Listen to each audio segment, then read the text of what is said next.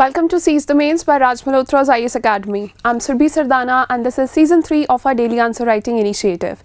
This initiative runs in coordination with our website, which is rajIASacademy.com. The link to the website is present in the description below. Click on that after the video, visit our mains answer writing section and you will see all the questions that we've discussed till date on Seize the Mains initiative with their model answers have been uploaded there. Not just this, if you are struggling with somebody reviewing your answers for mains, if you want to practice answer writing with us, this is an entirely free of cost initiative. Just click on any of the questions here on the website and in the comment section you can post your answers as pictures or in the typed format. Our team is constantly evaluating your answers, responding back to you with their feedback, and this initiative can be utterly helpful for you to write your mains next year more efficiently and get better score, better mark in mains next year.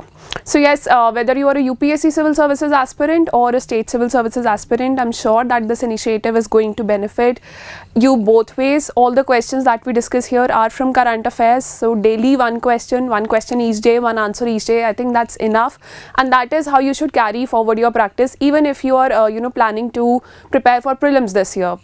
So let's begin today's topic without any further ado.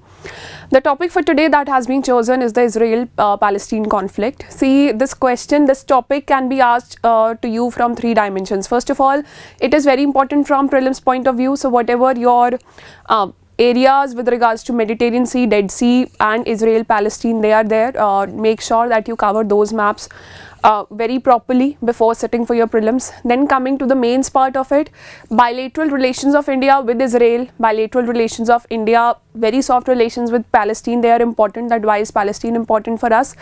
Taking a stand for Palestine is important for India to retain its global image. So yes, in any case of any human rights violations, India has to take a stand in favor of Palestine. So that is what you can be asked asked an analytical question or a direct question with regards to India-Israel relations.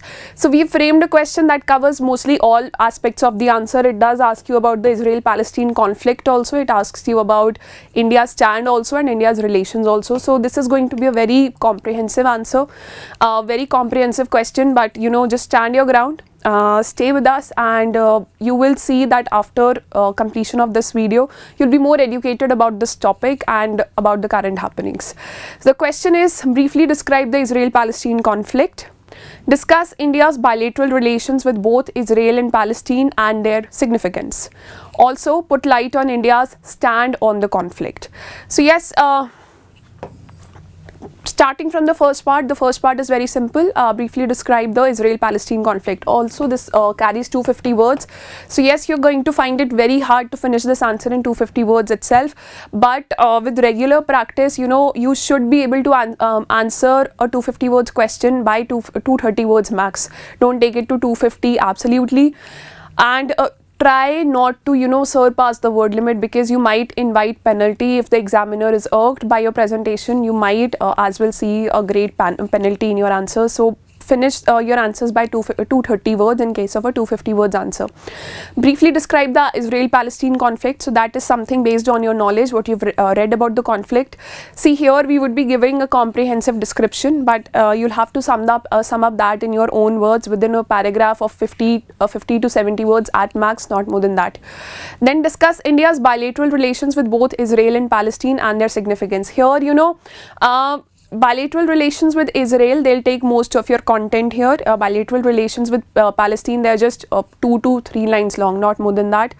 Also put light on India's stand on the conflict. See, India's stand on the conflict, it has changed after 2017, after especially with the incoming of Modi government. India-Israel relationship, that has strengthened, and India has abstained from voting, or it has never voted in a UNSC, United Nations Security Council resolution against Israel. So that is something you'll have to mention, and in the conclusion you'll have to talk about that India needs to take a balanced stand, which it is already taking.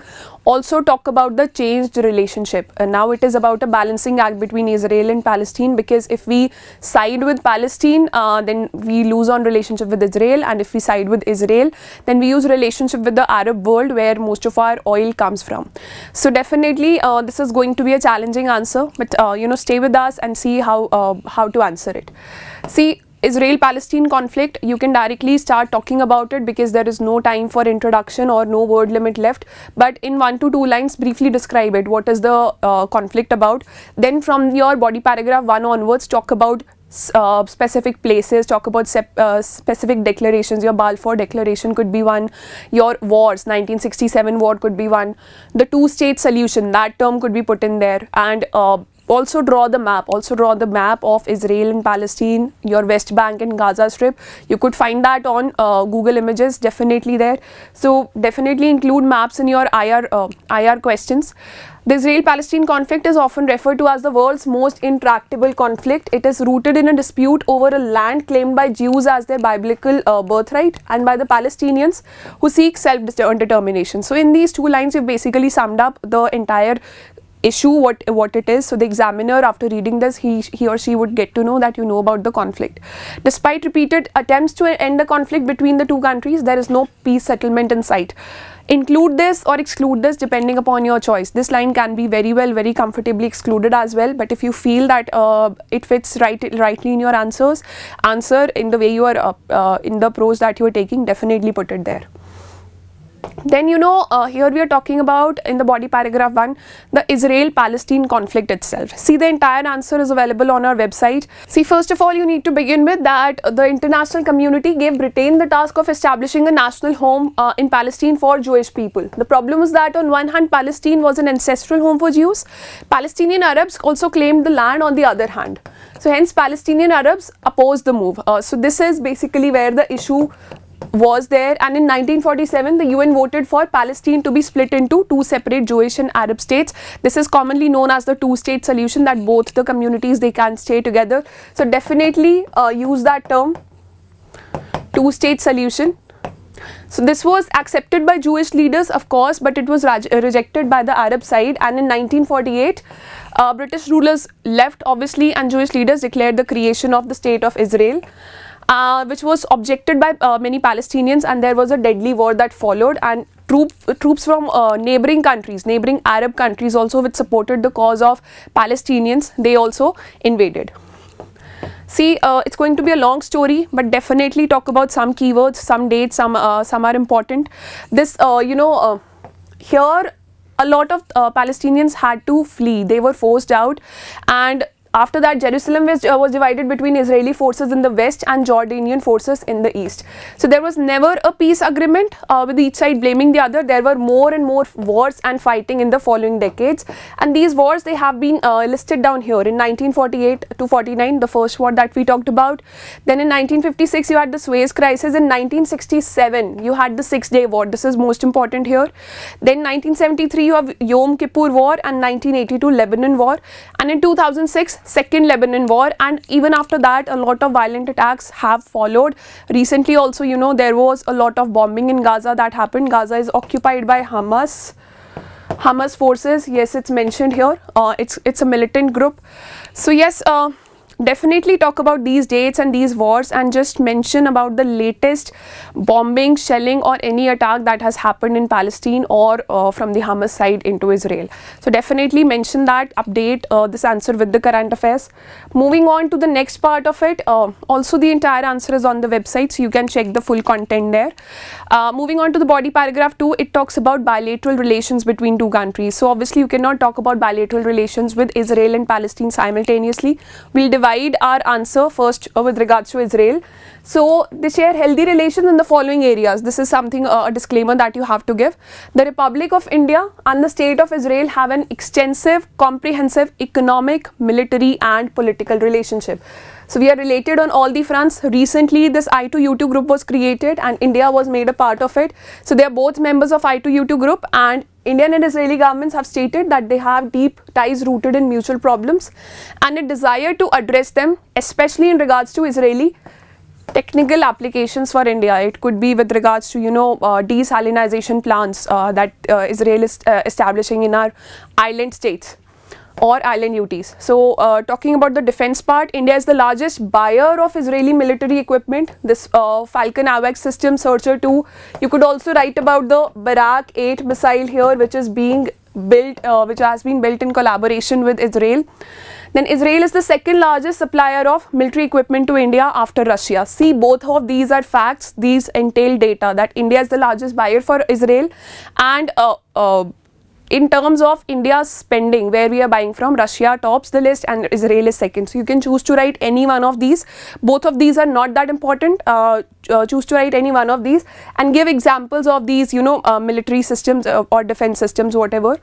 Military and strategic ties between two nations extend to intelligence sharing. Israel's intelligence agencies have been known. They have this, reputation all around the globe. Intelligence sharing on terrorist groups and joint military training. That is important to mention here. Talk about it in the defense part only or make it a separate point here.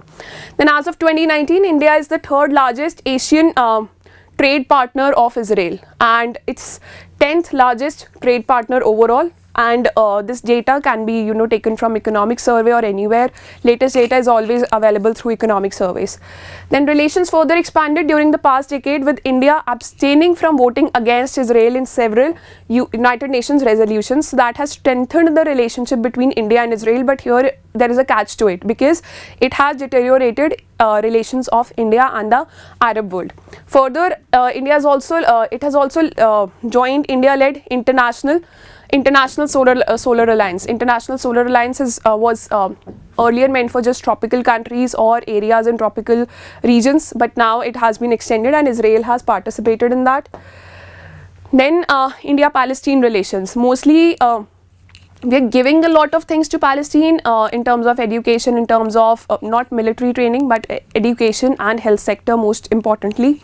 So India's support for the Palestinian cause is an integral part of nation's foreign policy despite having strong relations with Israel. That's how you'll begin this.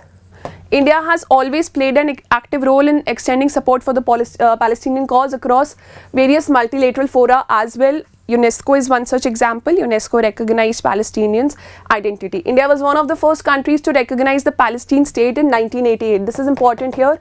And it also voted in favor of Palestine for its acceptance full member of UNESCO. This is where, Trump retreated from UNESCO. So India-Palestine bilateral trade is accounted to up to $40 million. That is something you can mention about the economic part as well. It has been extending various forms of economic assistance to Palestinian people. Here some examples should be there.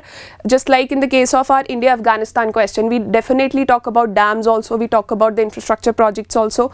Here also some projects would be important. So Government of India supported the construction of Jawaharlal Nehru Library at the Al-Azhar University in Gaza City. Mahatma Gandhi Library cum Student Activity Center at the Palestine Technical College at Deir el-Ballah in the Gaza Strip. So these two are the prominent examples here. Now your body paragraph 3 is about analysis, that how what is India's stand on the conflict, put some light there.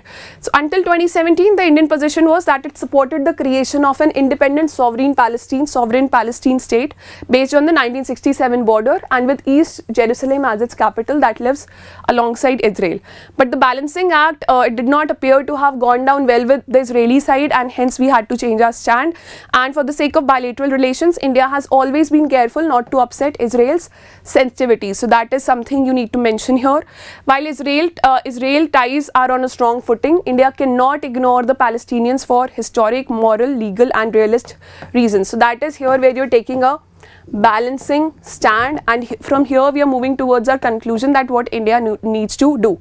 And the problem here is India has been energy dependent on the Arab world. It cannot alienate the Arab voices or be isolated in General Assembly where most member countries oppose the Israeli occupation of areas of Palestine. So since we depend on the Arab world for our oil imports, and Arab world supports Palestinian the cause of Palestinians, hence we cannot take a pro-Israeli stand comfortably. Now moving on to the conclusion, just highlight what the relationship has been, what the India's stand has been. So India's policy on this longest running conflict, it has gone from being unequivocally pro-Palestine for the first 4 decades to a tense balancing act with its 3-decade-old friendly ties with Israel. So this is the term here, tense balancing act. This is something that should appear in your answer definitely. So India's role, this here in the last line we are giving a way forward, that India's role in multilateral organizations requires strenuous efforts in cooperation with all related parties to achieve security and stability in the Middle East and West Asia. So this is a kind of a way forward that you are giving. We have been taking a diplomatic stand from here onwards. We have told that what is the stand of India with regards to Palestine. We've also told here that India has been supporting Palestine, and we've also highlighted that how Israel is important for India. So taking a diplomatic stand from your third last paragraph itself and moving on to the conclusion ending with a way forward, that is that is the perfect approach that you can take to this answer. Definitely visit our website to read out the full model answer. It's rajisacademy.com. The link is there in the description below. This is question number 154, and yes, definitely the YouTube series number is different. This is question 154 with regards to India and Israel relations. So do check out the answer. Also, share your answers with us on the website. We eagerly wait for your answers. Our team is always ready to help you out in all areas of your preparation, in your journey, in as many ways possible as we can. So definitely check out our website. Also, if you haven't subscribed to the channel yet, this is the right time to do. Prelims is approaching. We are coming up with new initiatives very soon. So definitely subscribe. I'll see you with another discussion tomorrow at 9 p.m. But just to remind you that Seize the Mains is now not linked with the 2:30 p.m. current affairs subject-wise discussion that we were taking earlier. It has now been linked to the morning Hindu discussion, Hindu newspaper discussion that Rahul Singla sir is taking on a daily basis. So any topic that gets discussed there on a daily basis, you'll see a similar question appearing on Seize the Mains from now onwards. So don't worry about covering the topic. The team is fully coordinated, and we are there at your service. All the best for your journey. Take care and keep working hard.